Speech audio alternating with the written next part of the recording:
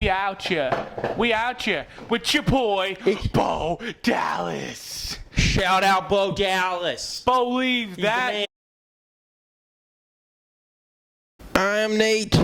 This is Zach. That's me. And we're two guys in belt. In belt. Folks, we got a special episode here. We're going to knock out some Payback stuff. We want to talk about some Monday Night Raw stuff we want to talk about. But first, big breaking news, Zach. Let him have it, Nate. At 2Guys1Belt on Twitter. All right? That's a plug. Another thing is hashtag Ask2G1B. Hashtag Ask2G1B. What does that even mean? What does it mean? Does it make sense? It means if you hashtag it and ask us a question at the beginning of our next show, we'll answer it. Any show. Just keep throwing us questions and we'll keep answering them. We'll take the first 5 minutes of every show every week and answer your guys' questions. Then we'll dig into Monday Night Raw and all that good stuff. If you don't ask questions, we'll make fake accounts and ask questions to ourselves. So there's that as well. And they'll just be really awkward and you guys would enjoy it as much. First, roll into what we thought about the Payback pay-per-view that took place on Sunday. Overall rating first? We give it a thumbs up and a down. I'm actually going to go a down and a half. Ooh, somebody sorely disappointed. Not sorely disappointed because there was moments.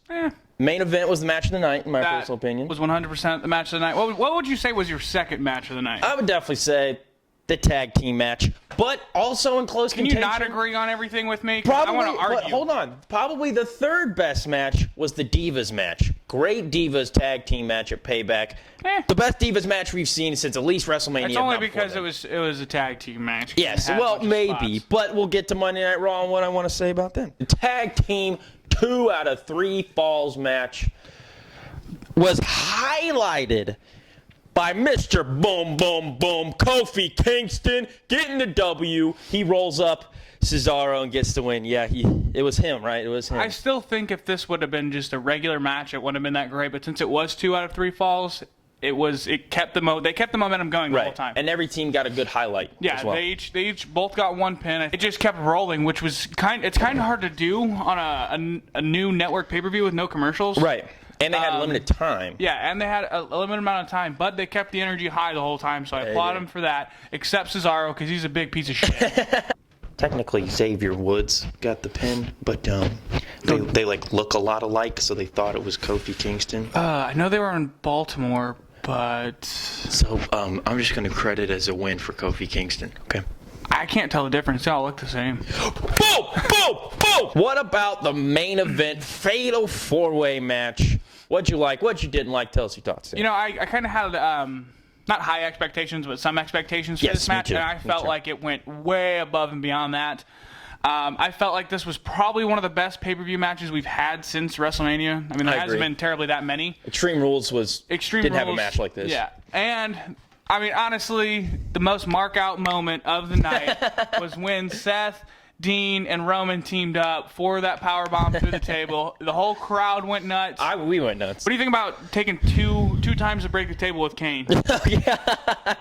Hey, at least the crowd are chanting one more time. One more time. And they just ballsed up and did it again. So I don't think it went way beyond my expectations. It was pretty much the same where I had it. But there was a few things in this match that I didn't like. Kane showed absolutely no sign of going against Seth. I thought there was going to be a little bit Kane was going to act like he was going to hit Seth or something like that. And none of that happened. He just was helping him out no matter what. Kind of leads to does he want a job? Exactly. That's what he had to do the job. And all it was to continue a story, really. Did love after they did the triple power bomb. Seth has his arms around him. He's like, yeah, buddies, and he puts his fist out, and they they both just stare at him. That was hilarious. I did see a GIF. I think it was on Squared Circle that I didn't notice when I was watching live. But you remember when Roman Reigns and Dean Ambrose were just looking at each other before they hopped in the ring? Yeah, and one of them said... Roman goes, you want to get beer after this? No, he said, winner buys the beers. Oh, winner buys beers, yeah. Seth Rollins obviously gets the W. We will see his next championship match at the next pay-per-view, I guess. Yeah, Elimination Chamber, which we'll talk about that. Pay-per-view. But let's go ahead and dive into Monday Night Raw live from Richmond, Virginia. Virginia. Sorry, Richmond. First off, I want to talk about something that has me a little twisted, just a little bit. I know exactly what you're talking about. Go ahead. And we're going to talk about the quote-unquote debut for Kevin Owens. Might as well call it a debut. A debut. Go ahead, give us your thoughts on Kevin Owens, and then I'll say what I have to say. Way too early. Way too early. It was done wrong. You can't have him come out and get a match at Elimination Chamber when he still has the NXT belt. So he's either going to have to drop it. Are we confused here, WWE? But if he doesn't drop it, what is it, tomorrow? If he doesn't drop it tomorrow, then he's not winning at Elimination Chamber. No. That's just the way it's going to be. Exactly.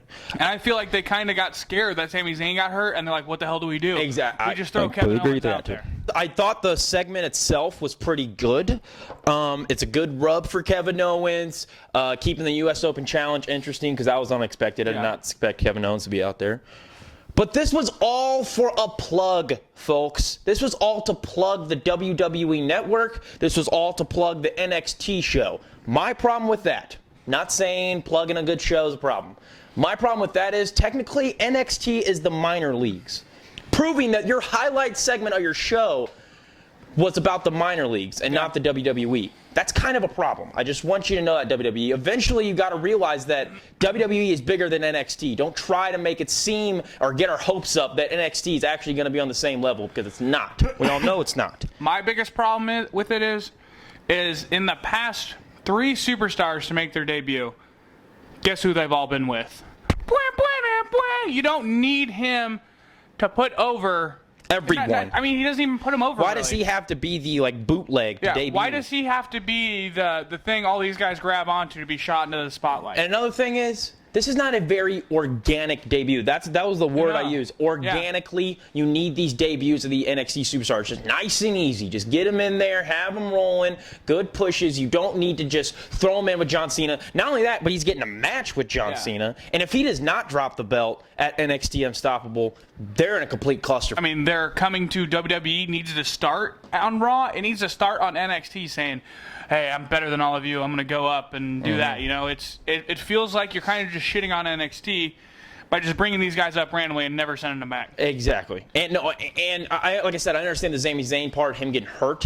That kind of sucks, and he is going to go and have the match, I think, a little banged up and everything like that. But this Kevin Owens ones, it did surprise me. The segment was good. Timing is just all in a flux. In a flux. Ambrose, he's getting some love this week. He is the Authority's new enemy pet or whatever they want to call him. You know what was really funny is in the beginning of the show when Stephanie listed off the guys, Randy Orton got a pretty good pop. Roman Reigns got a louder pop. And you know who got the loudest pop? Was Dean Ambrose. Go back and watch it. The crowd went nuts for him. And I can't say I saw that coming. I mean, we're fans of Dean Ambrose, but that doesn't say much. But a casual crowd like a Richmond, Virginia, popping that loud over Roman Reigns and Randy Orton for Dean Ambrose, maybe he's the next superstar. One thing, though. This is just all in place to have a grand old Authority burial. It's written all over it, man. Yeah, that's written all over everything. You really honestly think Dean Ambrose is going to have a shot against the Authority? I really think this is kind of just filler until Roman gets his one-on-one shot, whenever that is. If they want to do a 2 or 3 month long feud with Dean and Seth, I'm cool with it. Don't get me wrong. I just don't think Dean is going to be champion by the end of those 3 months. Yeah, but I mean, if they do just another feud between them, what is this, like the 2 months we had before SummerSlam? Yeah, exactly. The reoccurring feuds of feuds. That's why I kind of think they're lost. I like the Elimination Chamber match. I think it's going to go pretty well. I don't. The lineup for the But the only thing is like I said, if they're going to, this is all just filler. If they just want to have that one match Elimination Chamber, cool with it. All right, I think we should talk about Elimination Chamber for a little bit. Absolutely. Let's talk about Elimination Chamber. So you have the 2 biggest matches of the night aren't Elimination Chamber matches, yes. You have John Cena versus Kevin Owens, and then you have Ambrose versus Rollins.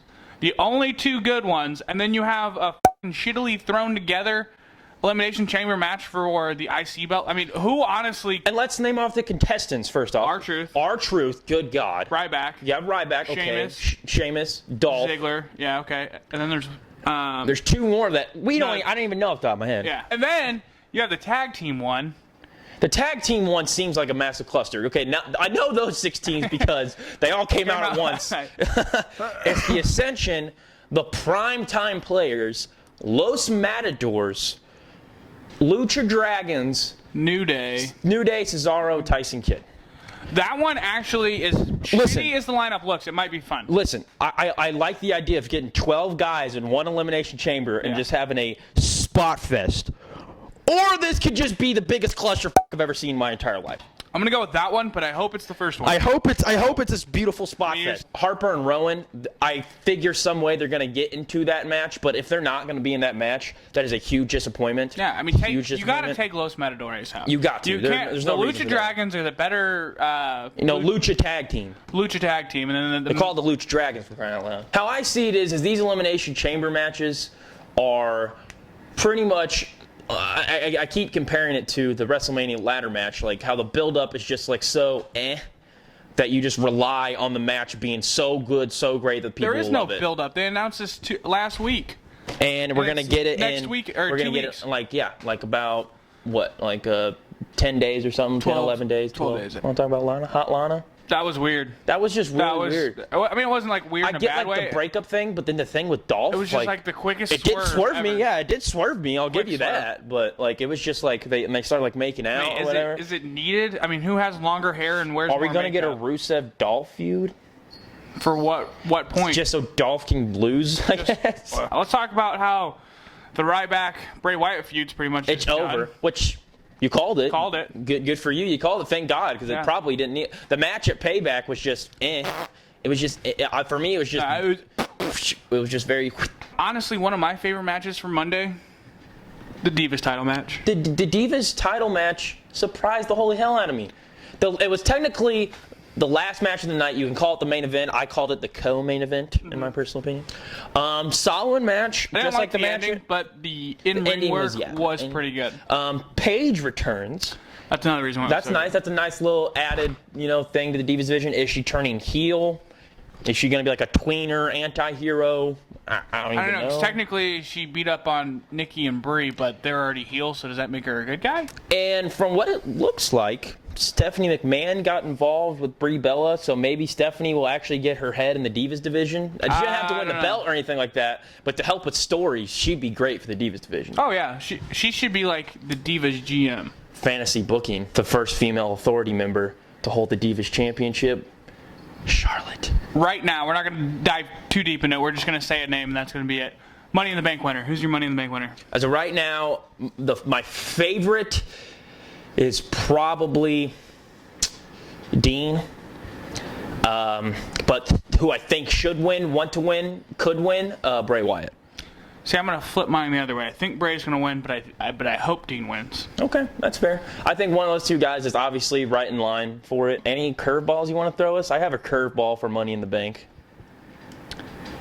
You got yours, honestly. I think Brock Lesnar has a very odd, slim chance making that quick return to come in and just dominate the Money in the Bank match, grab his briefcase, and immediately cash it in. I mean, as cool as that would be, that's a curveball so he can get back to the belt.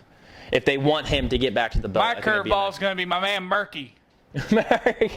Joe Murky. Joe Murky. And then he's going to cash in on Seth because he's tired of his shit. He doesn't get mic time, but Joe Murky. We coming for you, Rollins. My boy Murky. Anything else? I'd like to give my actual one, if that's... I'm going to go Dolph. Dolph? That's okay. All right. But, if you have anything else you want to hear about from the last 2 nights of wrestling in the WWE, comment below. Comment below. Even hit us up on Facebook or Twitter. When you're scrolling down the comment below, don't forget to hit the subscribe button. Always got to hit that subscribe button. Don't forget to ask us questions on Twitter. Ask2G1B. That's us. We'll be going on all the time. Just keep asking questions, as many as you want. We might even tweet you back. We'll even tweet you back. We'll retweet it and stuff. We'll follow you because we only follow 100-something people. So we need more followers and followees. So 2 claps and a Ric Flair. Woo!